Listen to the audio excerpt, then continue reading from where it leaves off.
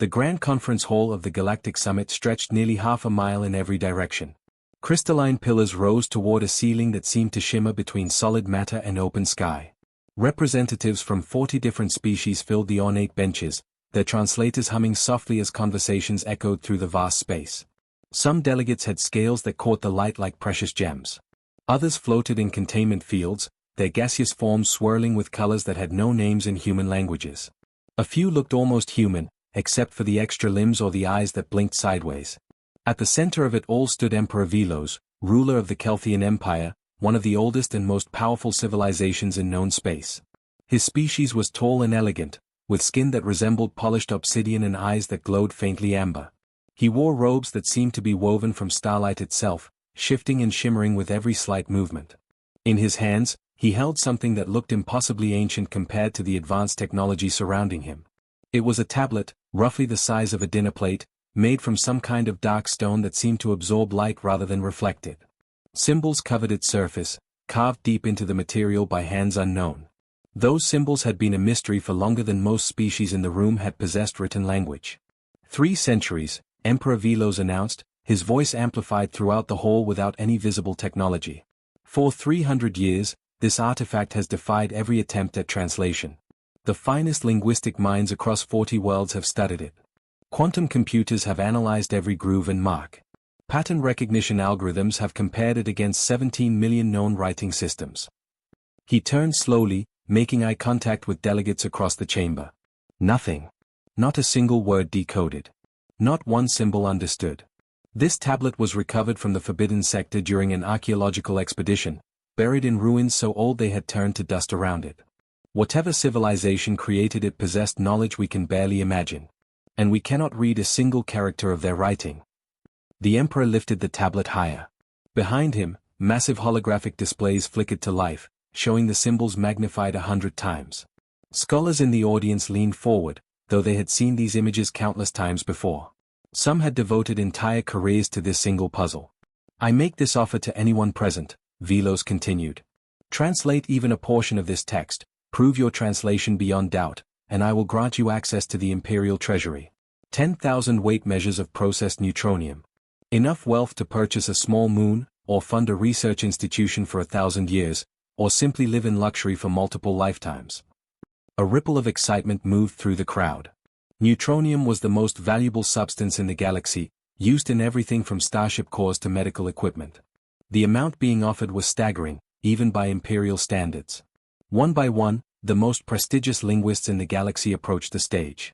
A Voltharian scholar with 12 specialized brains worked for 2 hours, manipulating holographic projections of the symbols, comparing them to ancient scripts from the dawn of galactic civilization. She eventually stepped back, her translator conveying her apology in melodic tones. A crystalline being from the shattered world spent an hour in complete silence, its internal structure glowing with computational effort. Finally, it produced a series of musical notes that its translator rendered as, "The patterns suggest intelligence but reveal no meaning. I cannot proceed." The head of the Xenolinguistic Institute, a being whose species had cracked the languages of extinct civilizations that existed before the current galactic cycle, examined the tablet with instruments that could detect quantum fluctuations in the stone itself. After exhaustive analysis, he simply shook his massive head and returned to his seat. Hours passed. The greatest minds in the known galaxy failed one after another. Some approached with confidence and left humbled. Others seemed resigned to failure before they even began. A few grew frustrated, insisting the symbols must be decorative rather than linguistic, though deep analysis had proven they contained information patterns consistent with written language. In the back of the hall, near one of the side entrances used by service personnel, a man pushed a cleaning cart between the rows of seats. His name was Derek Cole, and he had been working maintenance at the summit facility for about 8 months now. It was decent work, paid better than his last job, and he got to see some incredible things even if nobody really noticed him doing it. Derek wore the standard gray uniform of facility services, comfortable but plain. He was in his early 30s, with the kind of unremarkable appearance that let him blend into backgrounds easily. While the galaxy's elite debated ancient mysteries, he emptied waste receptacles and wiped down surfaces, just another human doing the unglamorous work that kept sophisticated places running. He glanced up at the massive displays showing the mysterious symbols, mostly out of boredom. The debates had been going on all day, and he had heard the same theories repeated multiple times while cleaning different sections of the hall. Then he actually looked at the symbols, really looked at them, and his hand stopped moving. His cart made a small squeaking sound as it rolled to a halt. Derek stood there, staring at the display, his cleaning cloth hanging forgotten in his hand. His lips moved slightly, forming words without sound. Around him, scholars continued their heated discussions about morphological structures and semantic frameworks and computational linguistic models. Nobody paid any attention to the janitor who had suddenly gone very still. "That's Old English," Derek muttered, barely audible even to himself. Derek stood there frozen, his cleaning cloth still in his hand, staring at the enormous holographic display. The symbols that had stumped 40 species worth of scholars looked strangely familiar to him, like seeing an old photograph of a place he had visited long ago. His heart started beating faster as his brain made connections that seemed impossible. The words had come out of his mouth before he could stop them. They were quiet, just a whisper really, but in that exact moment, one of the nearby scholars had paused to take a breath. In that brief pocket of silence, Derek's voice carried further than it should have. "That's Old English," he had said, and now several heads were turning toward him. Derek felt his face flush hot. This was not good. He was just the cleaning guy. He was not supposed to talk during these sessions, let alone interrupt the most important archaeological discussion in 3 centuries. His supervisor was going to kill him. He started to push his cart forward, hoping to just disappear into the background again, pretend it never happened. But Emperor Velos had hearing that was far better than human standard. Those amber eyes locked onto Derek's position in the back of the hall with the precision of a targeting computer. The Emperor's hand rose, and suddenly every conversation in the massive chamber ceased. The silence was so complete that Derek could hear his own breathing, which had gotten embarrassingly loud. "Stop," the Emperor commanded, though his voice remained calm. "Who spoke just now?" Derek wanted the floor to open up and swallow him. Around him, alien delegates were craning their necks, trying to see what had caught the Emperor's attention. A few of the closer ones noticed Derek and his cleaning cart, and their expressions changed to something between confusion and amusement. What could a maintenance worker possibly contribute to a gathering of the galaxy's greatest minds? A Kelthian guard moved swiftly down the aisle toward Derek. The guard was massive, easily 7 feet tall, and carried weapons that hummed with contained energy. Derek's instinct was to run, but his legs did not seem interested in cooperating. The guard reached him and made a gesture that clearly meant "follow me." Derek abandoned his cleaning cart and walked down the aisle on shaking legs. Every single being in that hall was watching him now. He could feel thousands of eyes, in every color and configuration imaginable, tracking his movement. Some of the scholars were whispering to each other, their translators creating a soft buzz of multiple languages. He caught fragments as he walked. A human? One of the newest species. Just a service worker, look at his clothing. This is highly irregular. Someone remove him. The walk to the center platform felt like it took hours, though it was probably less than a minute. Derek had never been the center of attention like this in his entire life. He had always been the kind of person who preferred to blend in, to do his work quietly and go home. Now he stood before an emperor, with the most powerful and intelligent beings in the galaxy staring at him like he was some kind of exotic creature that had wandered in from outside. Emperor Velos descended 3 steps from his raised platform, bringing himself closer to Derek's level. Up close, the Emperor was even more imposing. Those glowing amber eyes seemed to look straight through Derek, reading things he was not even aware he was showing. "You spoke," the Emperor said. It was not a question. "What did you say?" Derek's mouth had gone completely dry. He tried to swallow and could not. His voice came out rough and uncertain. I didn't mean to interrupt, Your Majesty. I apologize. I should not have said anything." "What did you say?" the Emperor repeated, with more emphasis this time. Derek glanced at the holographic displays still showing the ancient symbols. Then back at the Emperor. Then at the 40 species worth of scholars who were looking at him with expressions ranging from curiosity to outright hostility.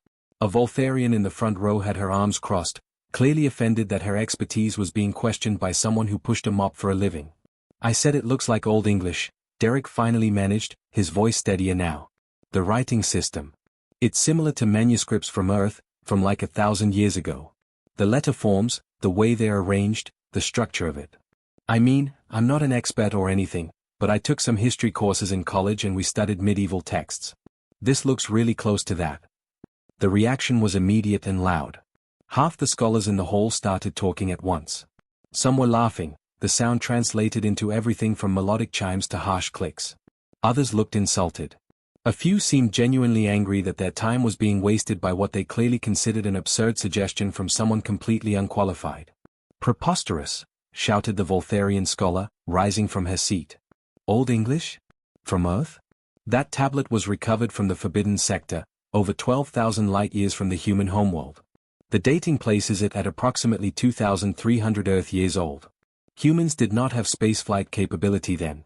They barely had metallurgy at that point in their development.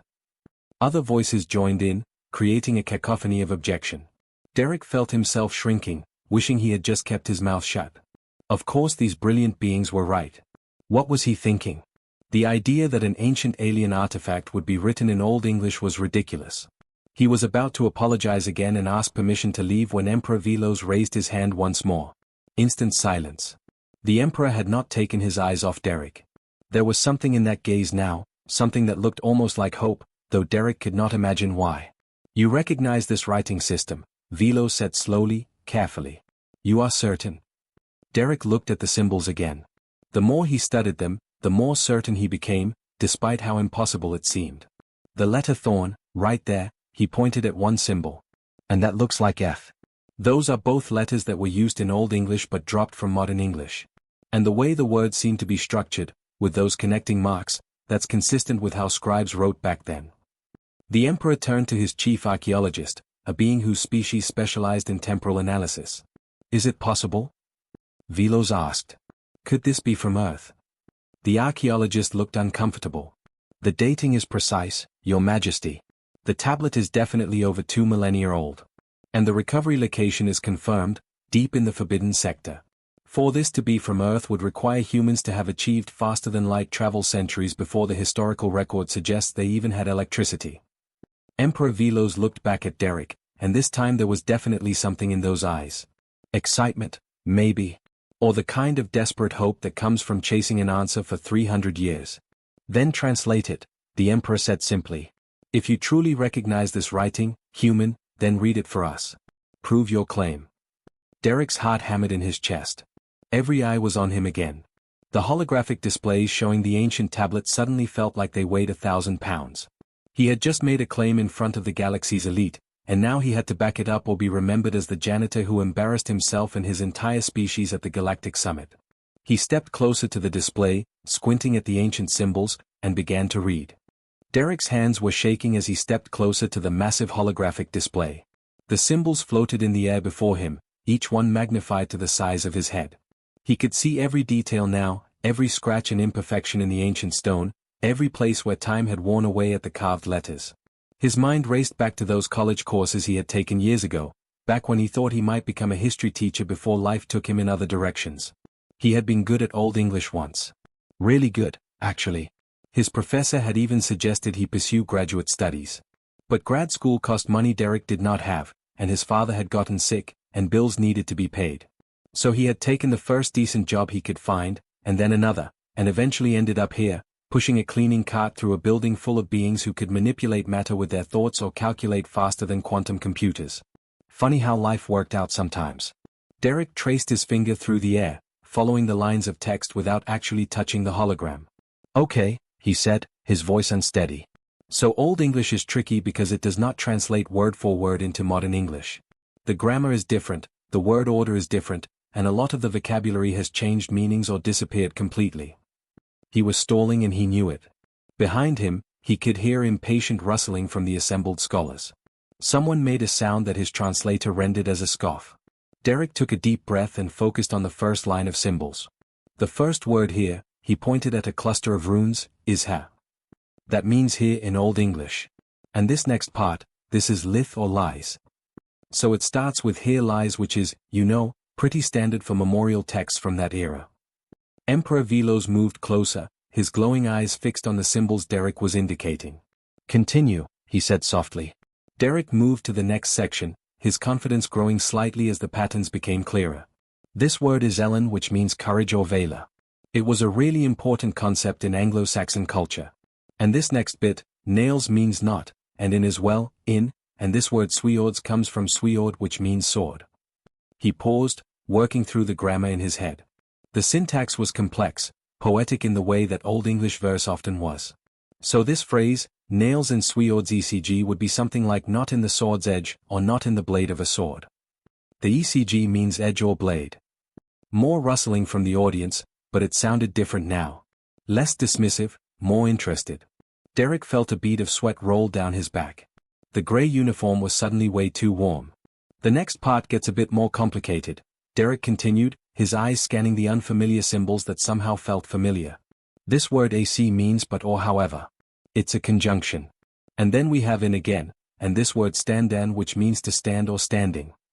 His professor's voice echoed in his memory, teaching him about the poetry of that ancient time, about how warriors and honor and courage were woven into every piece of writing. Derek could almost see the old classroom, smell the musty textbooks, hear the sound of rain against the windows while they translated Beowulf line by painful line. There's more here about standing, about when others flee or run away. The word fleehan means to flee. And this symbol here, this is or, which means others. Derek stepped back, trying to see the whole text at once, trying to make sense of how all the pieces fit together. It's poetry, he said, looking at Emperor Velos.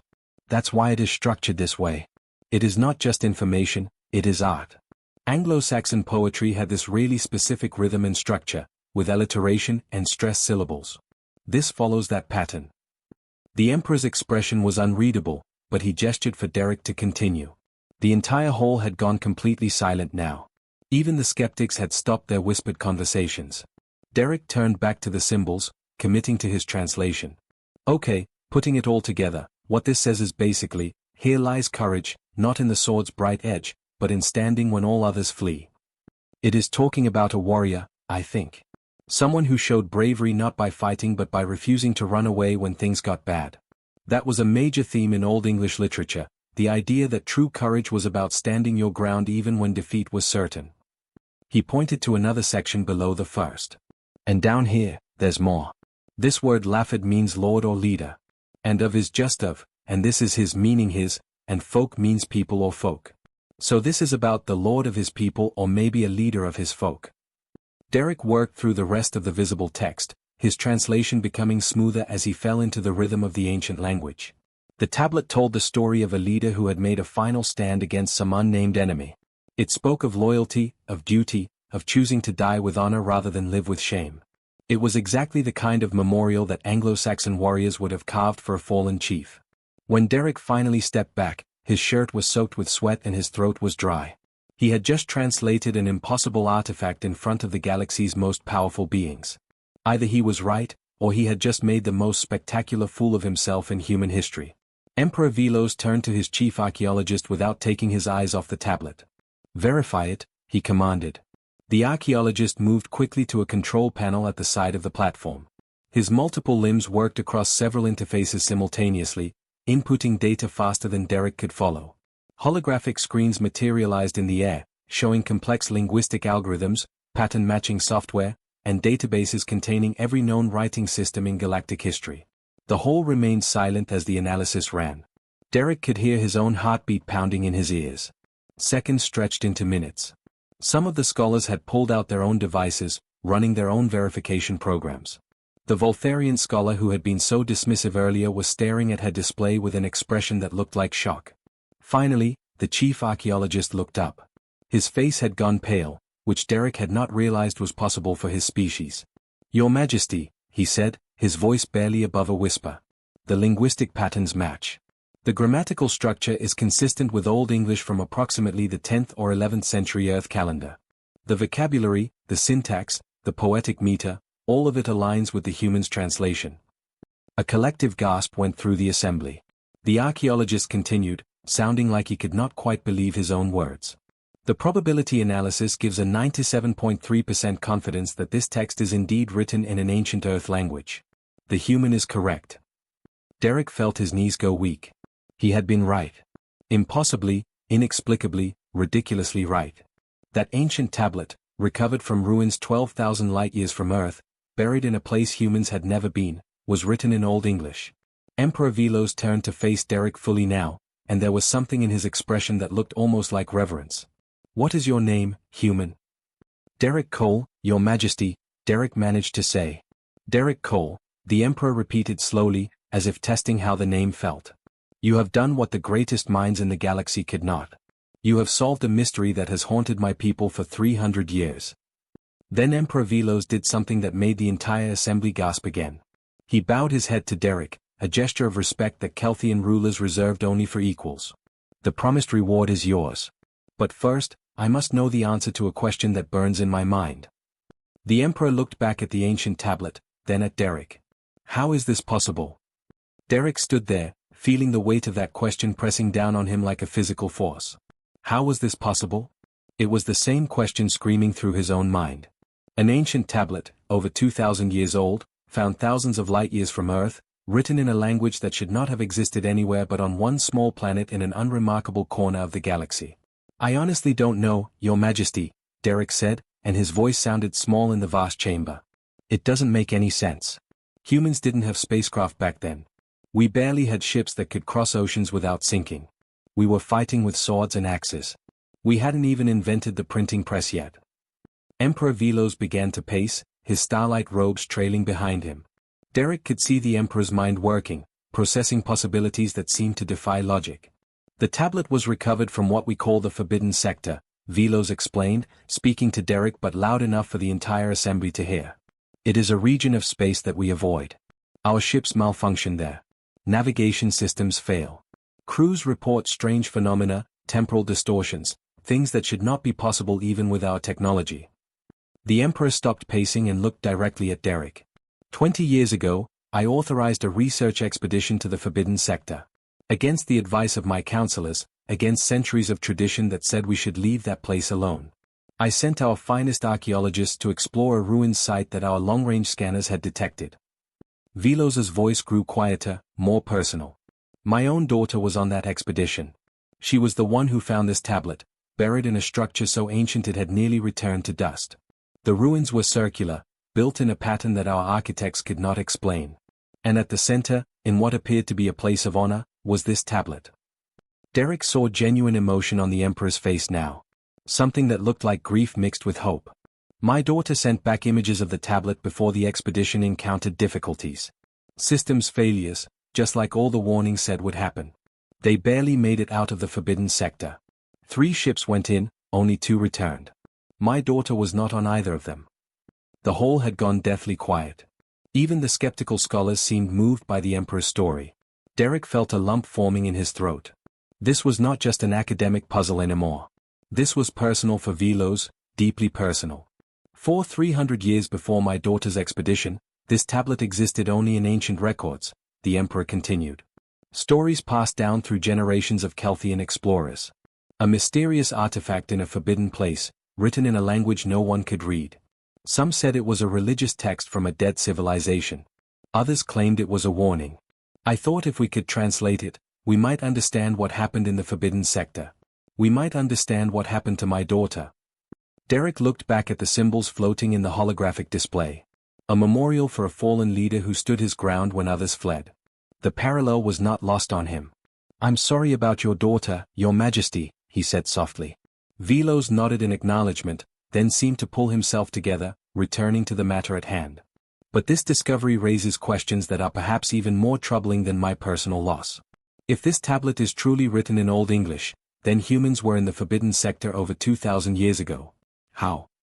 The chief archaeologist stepped forward, his multiple hands manipulating holographic data streams. Your Majesty, I have been running additional analyses. The dating is absolutely precise. The tablet is 2,347 years old, with a margin of error of less than 50 years.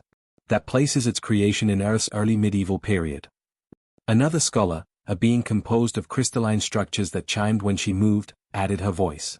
But the human development timeline is well documented. We have observed Earth for the past 600 years. Before that, our databases contain geological surveys and atmospheric analysis going back thousands of years. At no point did humans possess faster-than-light capability until their recent development of basic warp technology. Derek's mind was racing now, making connections that seemed insane but were the only explanations that fit. Unless we did have it, he said slowly. Unless there was a human civilization that reached the stars long before recorded history. And somehow, we lost it. The suggestion hung in the air like a bomb. Several scholars immediately began objecting, calling it impossible, pointing to the continuous archaeological record on Earth. But Derek was not listening to them anymore. He was thinking about all the mysteries of human history that had never been fully explained. The ancient structures that seemed too advanced for their time. The legends of gods who came from the sky. The stories present in cultures all around Earth about a time before time, when humans could do things that later generations forgot. What if something happened? Derek continued, his words coming faster now as the ideas crystallized. What if humans did reach the stars, built ships, explored the galaxy, and then something catastrophic occurred? A war, maybe, or some kind of disaster that sent the survivors back to Earth. What if we forgot? What if our entire species had to start over from scratch? Emperor Velos was listening intently now, his amber eyes bright with interest. That would explain the ruins in the Forbidden Sector, he said. The structures our scans detected were circular, built in a specific pattern. We could never understand the purpose, but if they were built by an earlier human civilization. The Voltharian scholar, who had been so dismissive before, spoke up.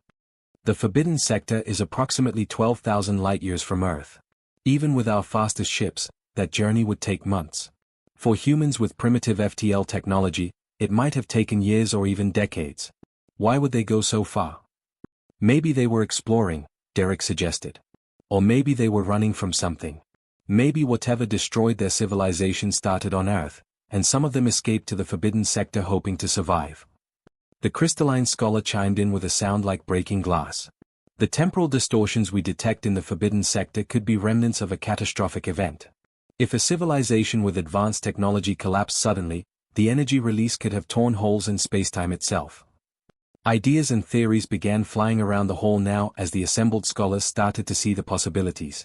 What had seemed like a simple translation task had turned into something much bigger. The implications were staggering. If humans had once been a spacefaring civilization, then the entire galactic understanding of human history was wrong. Earth was not the origin point of a young species taking its first steps into space. Earth was a reset button, a place where humanity had retreated to after losing everything. Derek felt dizzy with the enormity of it. He thought about all those old English texts he had studied in college. Beowulf fighting monsters. Heroes making last stands against impossible odds. Warriors choosing death over surrender. Maybe those were not just stories. Maybe they were dim memories of a greater time, transformed into legend and myth over countless generations. The tablet is a memorial, Derek said, looking at the translated text again. Someone wanted to remember. Even if their entire civilization was falling apart, even if they knew no one might ever be able to read it, they carved those words into stone. They wanted future generations to know that someone stood their ground. Someone refused to give up. Emperor Velos approached Derek, and there was a new kind of respect in his eyes. Your people have returned to the stars, Derek Cole. Not as newcomers, but as returners. You are reclaiming a legacy that was lost, rebuilding what your ancestors once had. Derek thought about that, about the weight of history pressing down on his shoulders. Somewhere in the Forbidden Sector, there might be more ruins. More tablets. More evidence of who humans had been before everything fell apart. Maybe even answers about what had destroyed that earlier civilization.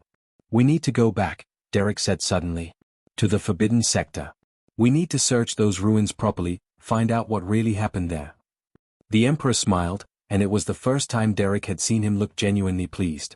Yes, Velos agreed. We do. The atmosphere in the Grand Hall had completely transformed. What had started as an academic challenge had turned into something that would reshape how the entire galaxy viewed humanity. Derek stood at the center of it all, still wearing his gray maintenance uniform, still sweating from the stress of the past hour, and still struggling to believe any of this was actually happening.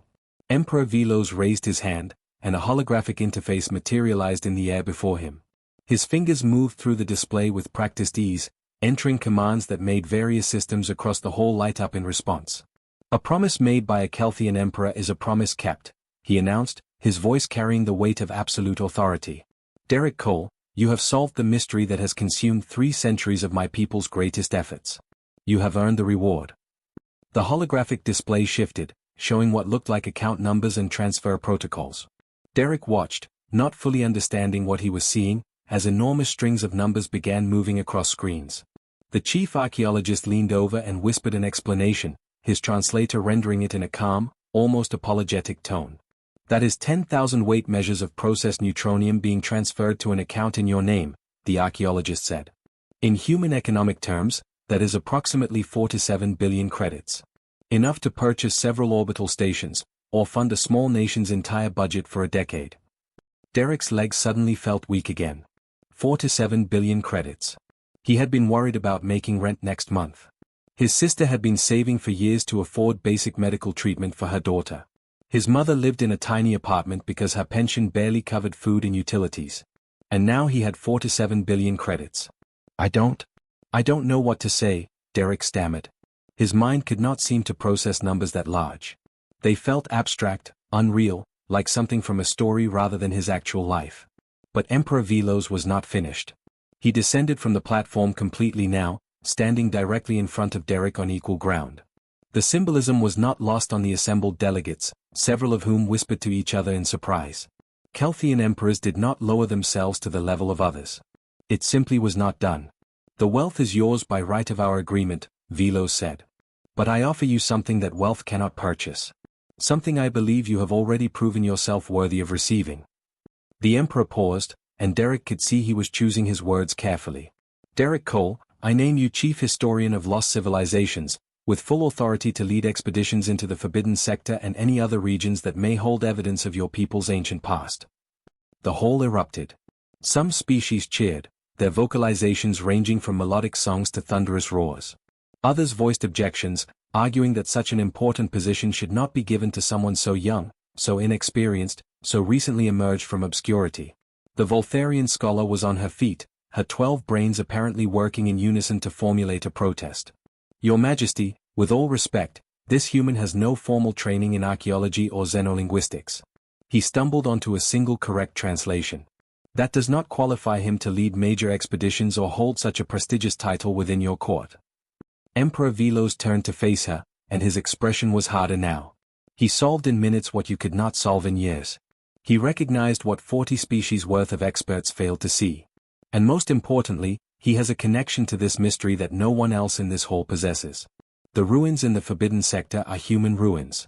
Who better to explore them than a human who can actually read what was written there? The logic was sound enough that even the Voltharian scholar had to concede the point, though she sat down with obvious reluctance. Derek's mind was reeling. Chief Historian of Lost Civilizations. Leading expeditions to alien worlds. Uncovering the truth about humanity's forgotten past.